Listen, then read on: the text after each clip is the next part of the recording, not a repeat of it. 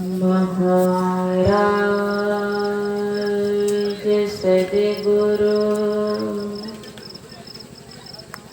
है राजने को राजा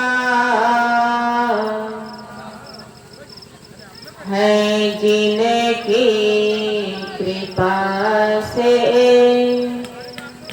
सर्व काजा भने में ही सोई परम गुरु नमामि नमामि नमामि नमामि नमामि ध्येयं सदा परिभवाग्नमभीष्टदोहम्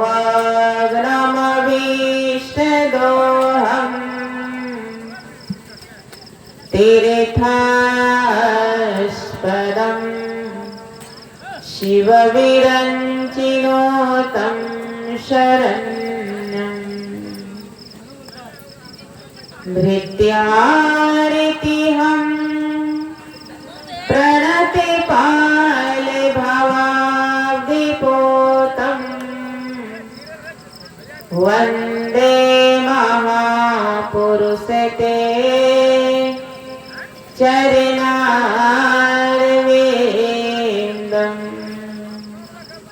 वन्दे महापुरुषते चरणारविन्दम्।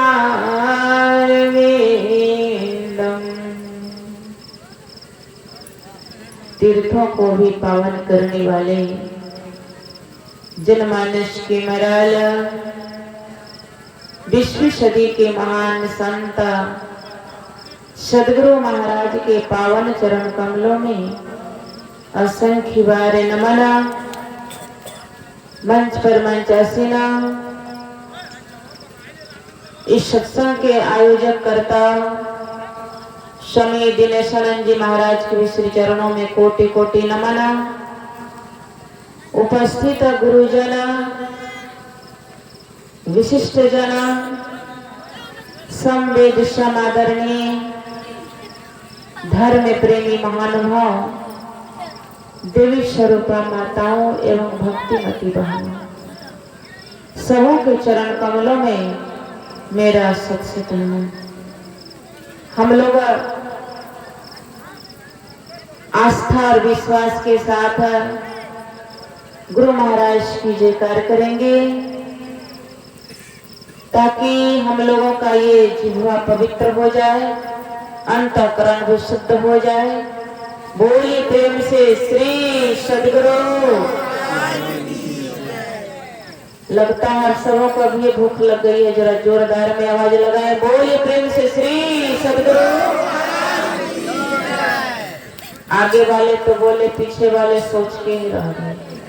किसी शायर ने कहा है कि मौसमी और बेदाना के रस को कहते हैं जूस, और जो सद्गुरु महाराज की जयकारा नहीं लगाते हैं उसे कहते हैं कंजूस। बोलिए प्रेम से श्री सद्गुरु महाराज की। अभी के सत्संग में हम लोग गुरु महाराज की अमृत वाणी श्रवण किए। गुरु महाराज की वाणी में आया कि जनी लिपिटो रे प्यारे जग परदेसवा। हम लोग क्या हैं? परदेसी हैं, और परदेसी को हमेशा ध्यान रहता है कि मैं कब अपना घर जाऊं। परदेश में किसी को सुख नहीं मिलता है। जैसे कोई दिल्ली पंजाब जाता है कमाने तो सोचता है कि अब इतना दिन तो कमा लिए, अब अपना घर भी जाना चाहिए। ठीक उसी तरह से हम लोग इस संसार में इस जगत में आए हैं कमाने के लिए और कमा करके अपने घर जाना है। लेकिन हम मानव इस संसार में परदेश नहीं बल्कि अपना ही घर समझ करके और परमानेंट समझ रहे हैं कि यही हमारा घर है, इस घर को छोड़ करके जाना नहीं है। लेकिन महापुरुषों ने यह कहा कि जगत में कोई न परमानेंट, कोई परमानेंट नहीं है। किसी शायर ने यह भी कहा है कि जो कोई लाख करोड़ कमाता है और सोचता है कि हम इसका उपयोग करेंगे, लेकिन उपयोग करने के पहले उसका ही घंटी बज जाता है, चला जाता है संसार से। इसीलिए वो शायर बड़ा अच्छा कहे हैं कि संसार में मैंने बहुत कमाया, क्या हीरे क्या मोती, मगर क्या करूं यारो, कफन में जेब नहीं होती। अगर कफन में जेब होता तो लोग छुपा करके भी लेकर जाते, लेकिन परमात्मा ने वैसा नियम नहीं बनाया। वह ऐसा किया ही नहीं कि कोई यहां से एक तिनका भी लेकर जा सके। हमारे बाबूजी जिनकी पुण्यतिथि में सत्संग हो रहा है, इस संसार से गए तो कुछ लेकर के गए होंगे? नहीं। अच्छा, हम लोग इस संसार से जाएंगे तो कुछ लेकर जाएंगे? कुछ लेकर तो नहीं जाएंगे, लेकिन लेकर के जाने का जो वस्तु है, जो संपत्ति है, ले साथ हम आपके साथ जाएगा। कभी उस संपत्ति के विषय में सोचे कि यह संपत्ति हम आपके साथ जाएगा। कौन सी संपत्ति जाएगा? कहा यही है ईश्वर की भक्ति, हम आपके साथ जाएगा।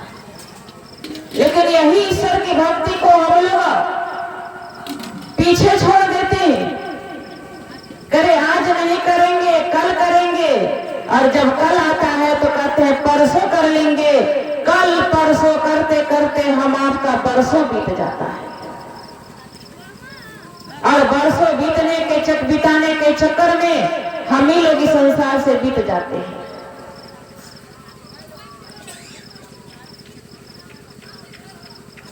इसलिए हम आपको विचार करना चाहिए कि जब संसार से कुछ लेकर जाना नहीं है और जाना अटल है, निश्चित है जाना। जिसका जन्म हुआ है उसका मृत्यु निश्चित है। इस संसार में हम लोग जो कुछ भी साख से देखते हैं सब नाशवान है, सबका विनाश होगा, सब असत्य है। तो सत्य क्या है? सत्य एक परमात्मा है, और उन्हीं का परमात्मा का अंश जीवात्मा है, जो हम आप के अंदर में है, इस शरीर में है। यह जीवात्मा जिस दिन इस शरीर से निकल जाएगा, इस शरीर का कोई कीमत नहीं होगा, कोई कीमत नहीं शरीर का। जब इस शरीर का कोई कीमत नहीं मरने के बाद, तो जीते जी शरीर का उपयोग क्यों नहीं कर लिया जाए? इस श्वास का कोई भरोसा नहीं। किसी संत ने बड़ा सुंदर गाया है कि तेरा एक एक श्वास हीरा मोती, ये लुटाने के काबिल नहीं है। हम आपका एक एक श्वास क्या है? हीरे मोती। एक श्वास में अगर परमात्मा का नाम ले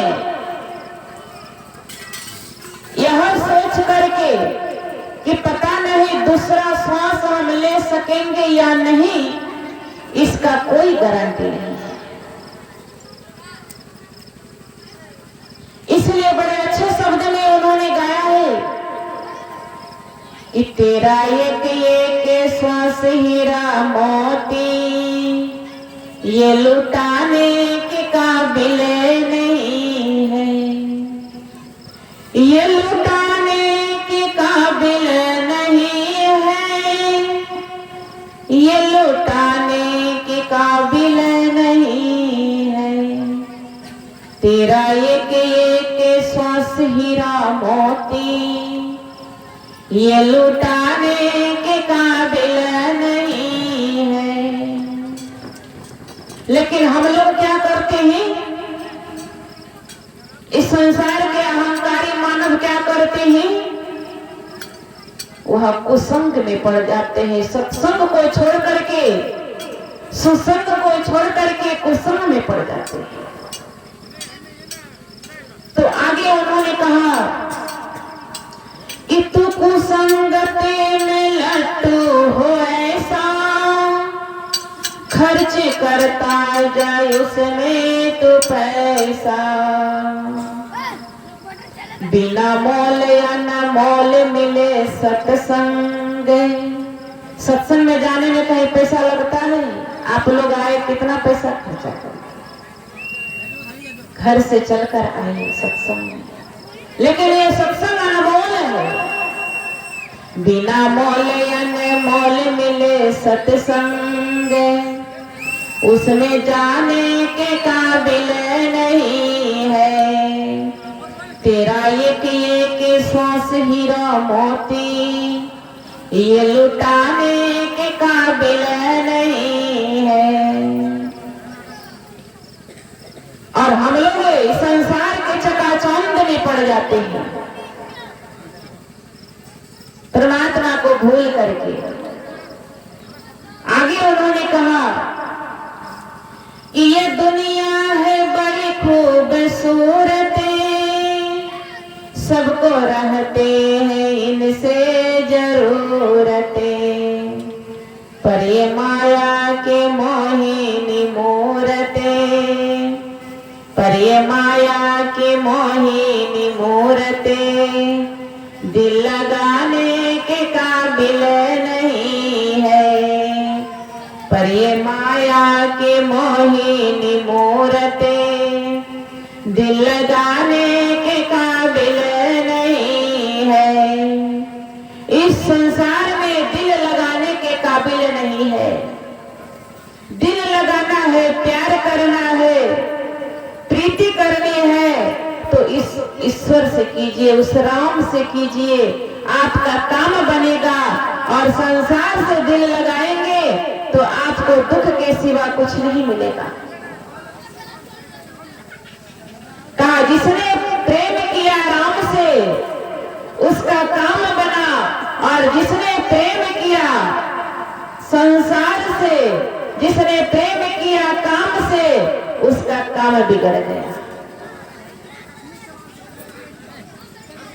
उसका काम बिगड़ गया। क्योंकि संसार क्या है, जब जवानी अवस्था आती है तो सोचते हैं कि और कमा करके जमा कर देंगे, 2 गाड़ी है तो 4 गाड़ी और हो जाए कि बीमारी लगी है। लेकिन किसी संत ने कहा कि गया जवानी बुढ़ापा जो आया, सबको लगने लगे तू पर आया।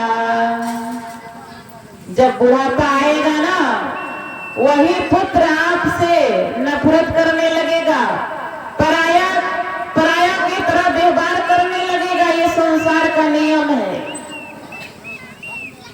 गया जवानी बुढ़ापा जो आया, सबको लगने लगे तू पर आया।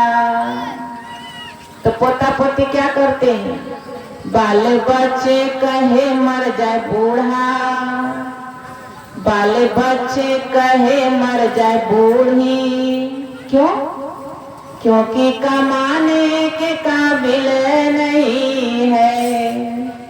तेरा एक एक श्वास हीरा मोती ये लुटाने के काबिल नहीं है। इसलिए संत महापुरुष कहते हैं कि तुम इस समय में मानव जीवन पाकर भक्ति भी कर लो, क्योंकि मरने के बाद इस मानव शरीर का कोई महत्व नहीं, इसका कोई कीमत नहीं है। आगे उन्होंने कहा कि पशु जीते जी सेवा कमाए, बादे मरने पर भी काम आए।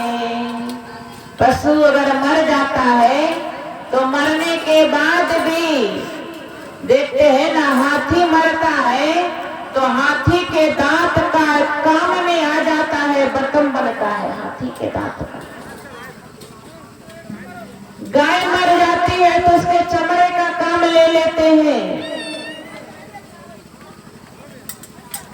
कहते पशु जीते जी सेवा कमाए, जीते जी भी सेवा कमाता है। बैल को देखते हैं जीते जी अपना हल का काम करता है, बैलगाड़ी में लगा देते हैं, घोड़े को टमटम में लगा देते हैं, जीते जी काम आता है, मरने के बाद भी काम आता है। लेकिन मनुष्य मरने के बाद कोई काम नहीं आता है। इसलिए कहते हैं कि पशु जीते जी सेवा कमाए, बाद मरने पर भी काम आए। कहते तू जीते जी सेवा नहीं की तो भव से तरने के काबिल नहीं। हम मनुष्य को जीते जी करना है, और कब वो समय वो काल आ जाएगा इसका कोई गारंटी नहीं। किसी संत ने कहा है कि जिस दिन आया तू धरती पर, काल चला हम जोली बनकर। जिस दिन धरती पर हम लोग आते हैं, बच्चे आते हैं जन्म लेकर, उसी दिन काल उसके पीछे लग जाता है, समय लग जाता है। इसलिए कहा कि जिस दिन आया तो धरती पर, काल चला हम जोली बनकर। पता न किस पल भर बैठेगा, मूर्ख रूह पहचान रे पगले, समय बड़ा बलवान रे। समय को पहचान नहीं पाया कौन है?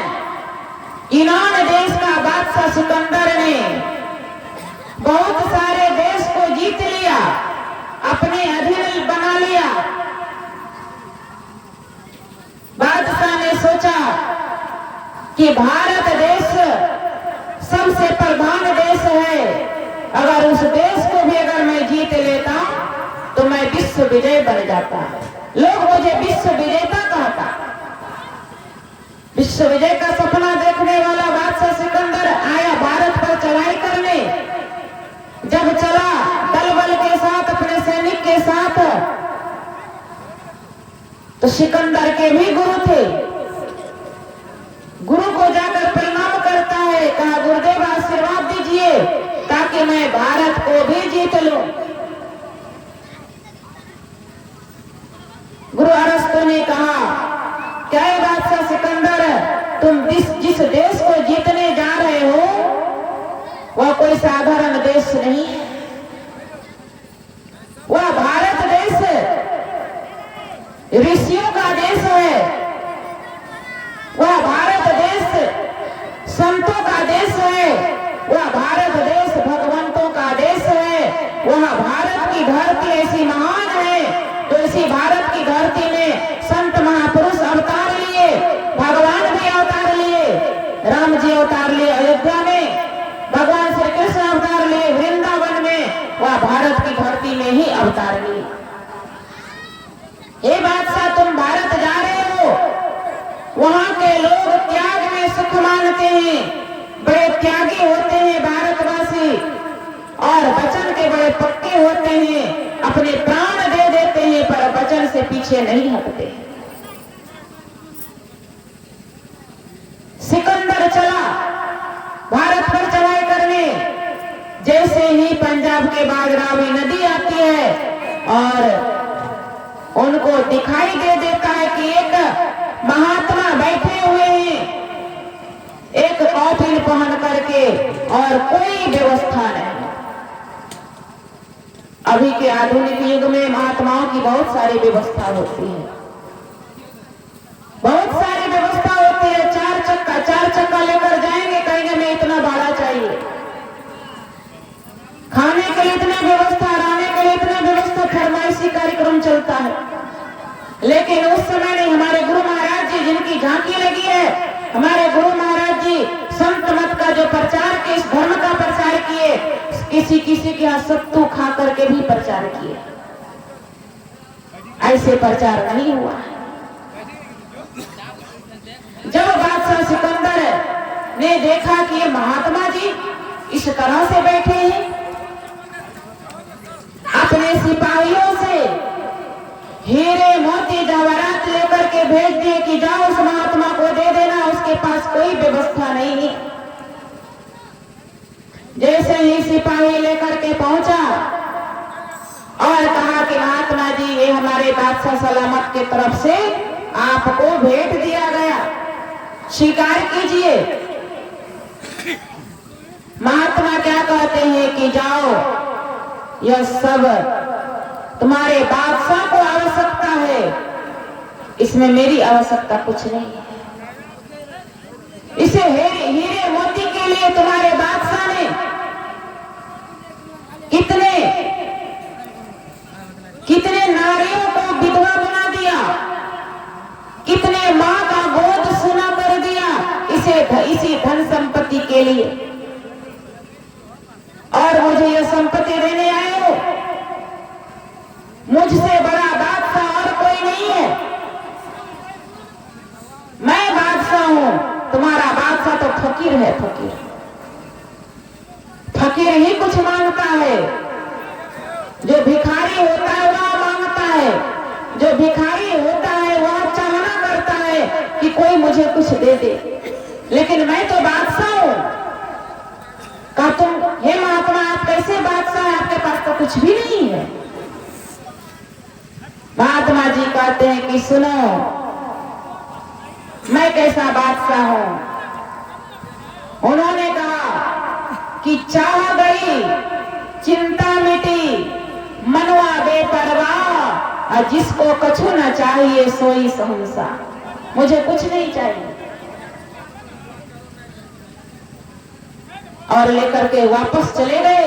तब सिकंदर को लगा कि हमारे गुरु अरस्तु ने कहा था कि भारत के लोग त्यागी होते हैं, सच में महात्मा त्यागी। तब सिकंदर आते हैं और महात्मा के पास जाकर के कहते हैं कि हे महात्मा जी, मुझे सुख और शांति चाहिए, मुझे शांति नहीं मिली, मुझे वह सुख नहीं मिला।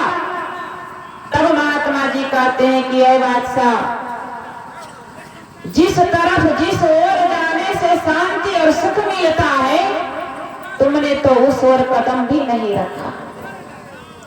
अशांति की ओर तुम कदम रखे हो, तुम्हें सुख और शांति कहाँ मिलेगी। सिकंदर ने कहा कि महात्मा जी आप मेरा अब मार्गदर्शन कीजिए।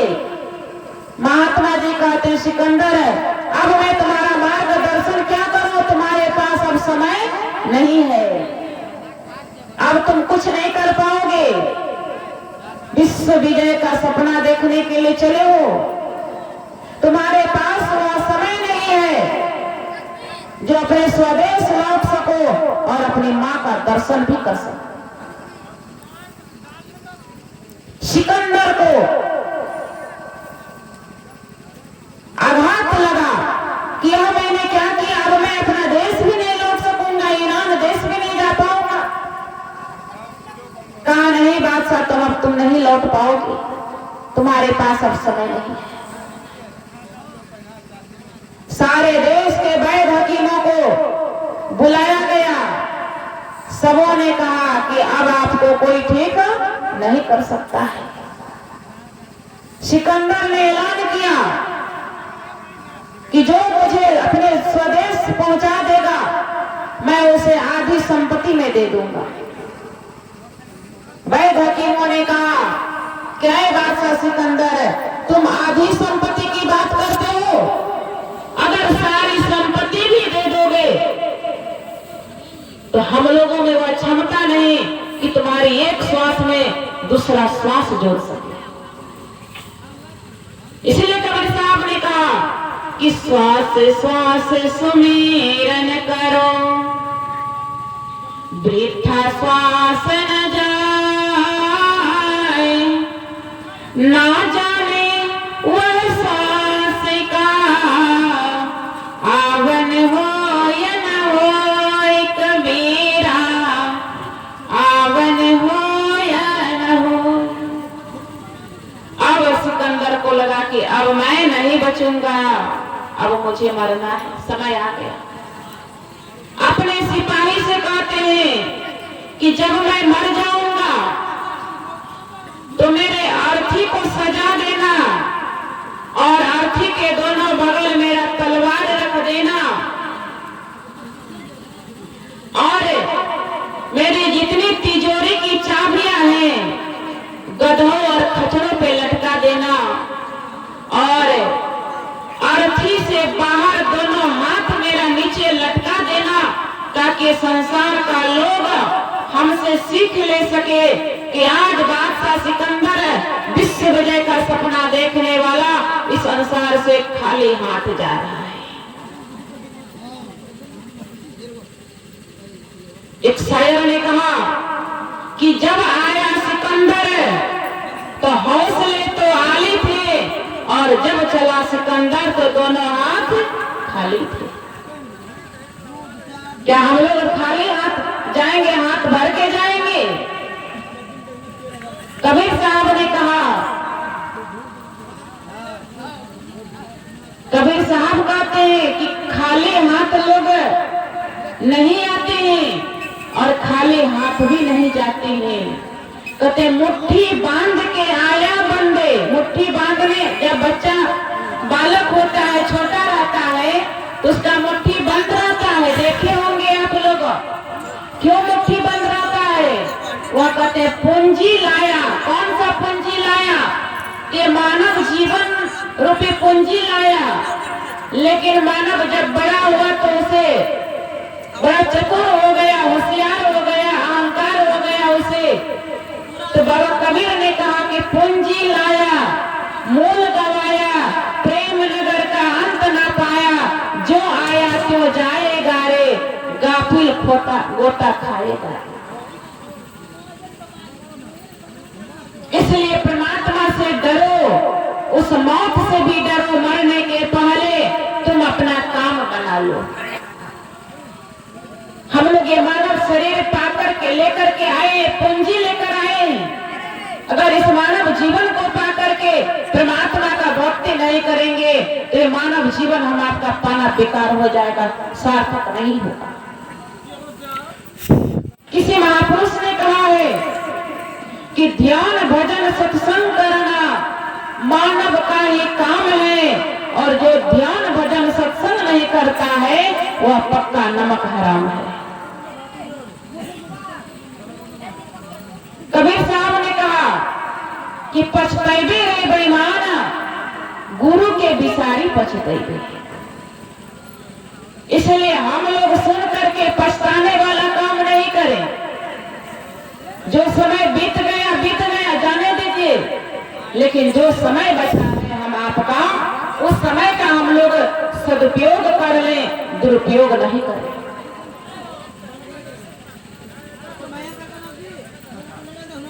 गुरु महाराज अपनी अमृतवाणी में क्यों ऐसा लिखे कि जनी लिप तोरे प्यारे जग प्रग सवा सुख कछु हवा नहीं।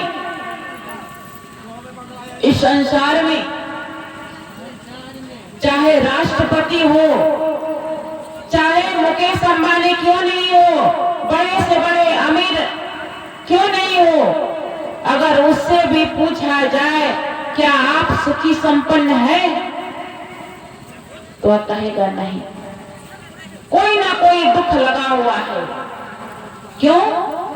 क्योंकि ये संसार ही दुखालय है, दुख का आलय है।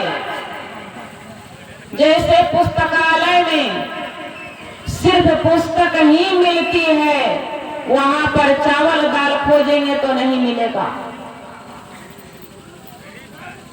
उसी तरह से इस संसार में दुख ही दुख है।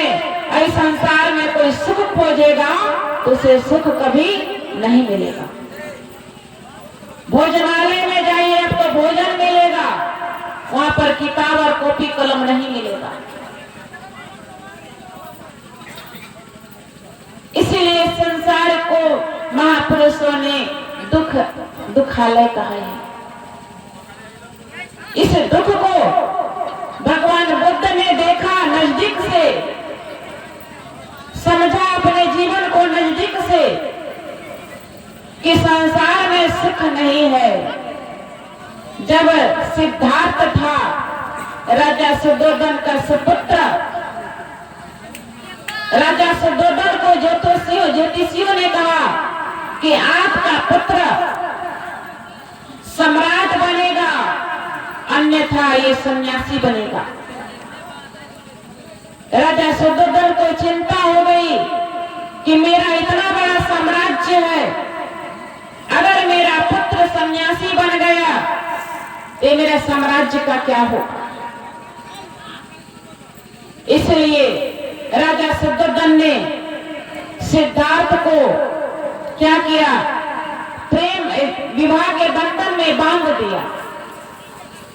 लेकिन संस्कार बड़ा बलवान होता है।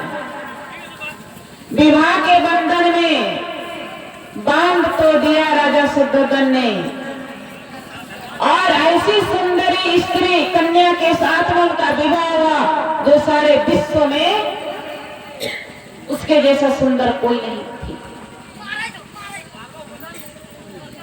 लेकिन सिद्धार्थ को एक पुत्र भी हुआ। एक दिन ऐसा हुआ, गया, मैं समाज रूप में सुना रही हूं, सिद्धार्थ को कभी बाहर जाने के लिए नहीं दिया गया ताकि कोई वृद्ध को ना देखे, किसी मृत्यु को ना देखे, किसी रोगी को ना देखे, ताकि इसको पता नहीं चले, आभास नहीं हो कि जीवन क्या है। लेकिन एक दिन सिद्धार्थ की इच्छा हो गई कि मैं घूमने के लिए जाऊं। मैं कभी इस अपने महल से बाहर नहीं निकला, थोड़ा नगर का, अपने प्रजाओं का तो सैर, ये राज्य में सैर तो करूं। जब वही सैर करने के लिए सिद्धार्थ निकला तो देख लिया उसी दृश्य को, जब बूढ़ा व्यक्ति लाठी के सहारे चल रहा था। सिद्धार्थ कभी बूढ़े व्यक्ति को नहीं देखा था, मुरझाते हुए फूल को कभी नहीं देखा था, सिर्फ खिलते हुए फूल को देखा।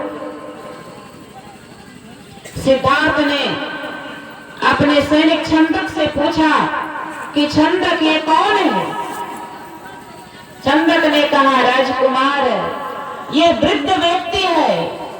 कहा, व्यक्ति बूढ़ा भी होता है क्या? कहा, हाँ बूढ़ा भी होता है। कहा, मैं भी बूढ़ा हो जाऊंगा?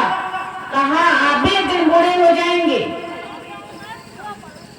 फिर आगे चलते हैं, कर्म से 3 दृश्य को सिद्धार्थ ने देख लिया।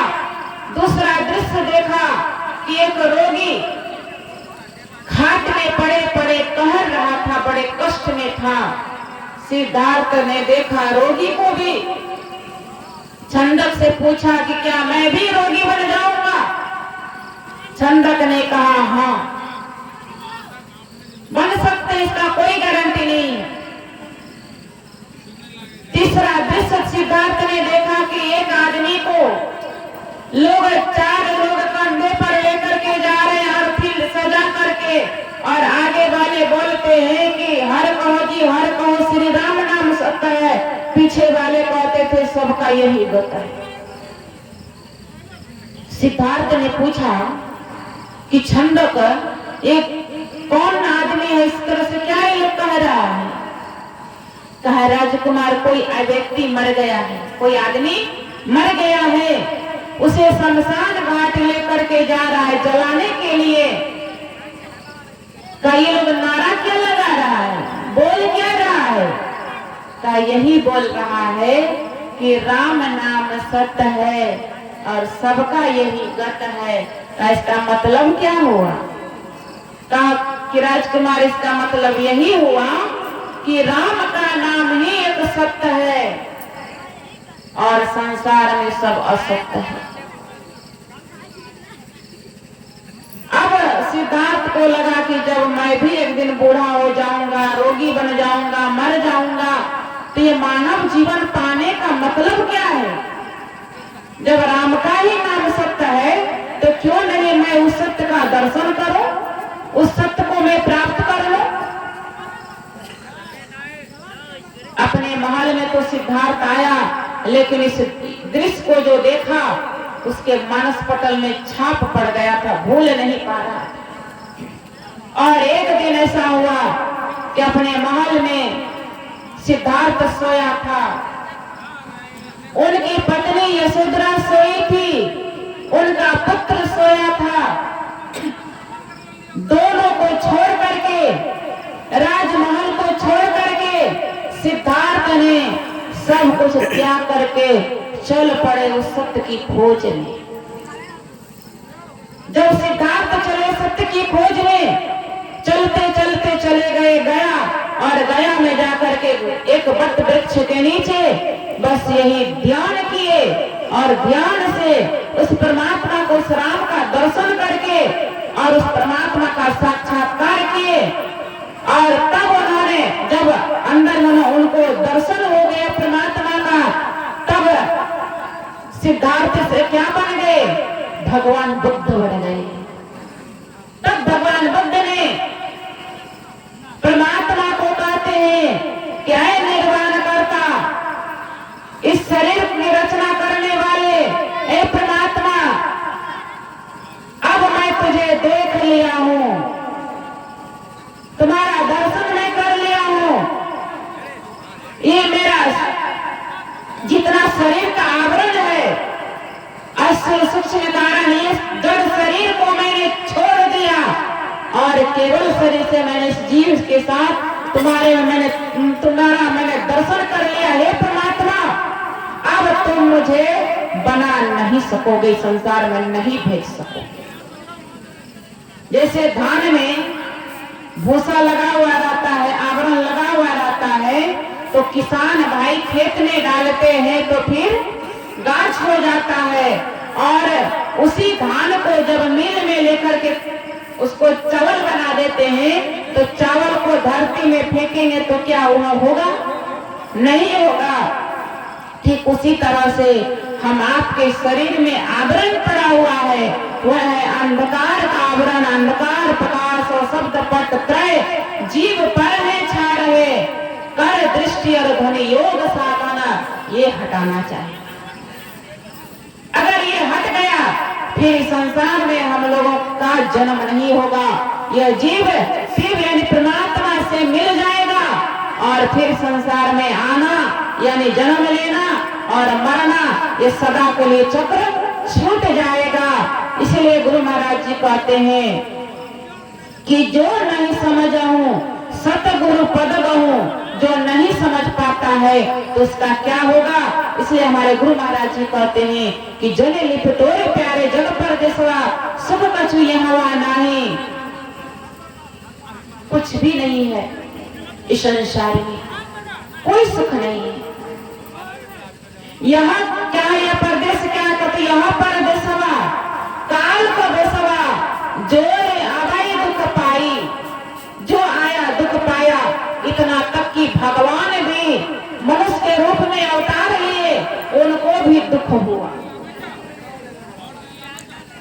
भगवान राम को भी रोना पड़ा, भगवान कृष्ण को भी रोना पड़ा, फिर हम मनुष्य किस खेत के मूली हैं। इसीलिए गुरु महाराज जी कहते हैं कि तुम परदेश में आकर के मत भूलो।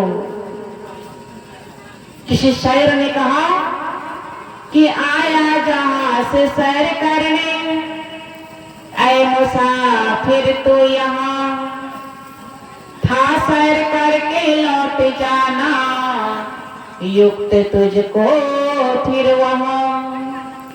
सैर करना भूल करे, निज घर बना कर टिक गया, याद करे अपने देश का, परदेश में क्यों रुक गया।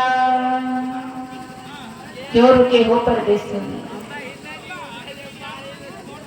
क्यों रुके, क्यों भूले अपने घर को, अपने देश को। बोले प्रेम से श्री सद्गुरु महाराज की जय।